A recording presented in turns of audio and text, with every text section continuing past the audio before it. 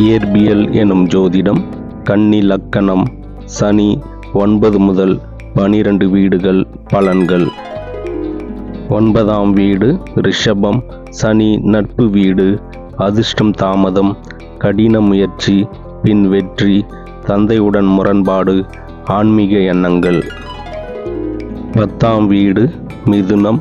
சனி நட்பு வீடு. பொறுப்பான பதவி, தாமத தொழில், பின் தொழிலில் உயர்வு, கடினமான உழைப்பு, தொழிலில் நிலைத்தன்மை. 11ஆம் வீடு கடகம். சனி பகை வீடு. பெரியவர்கள் மூலம் உதவி, ஆசைகள் நிறைவேறுதல், நண்பர்கள் குறைவு, லாபம் தாமதமாக கிடைக்கும்.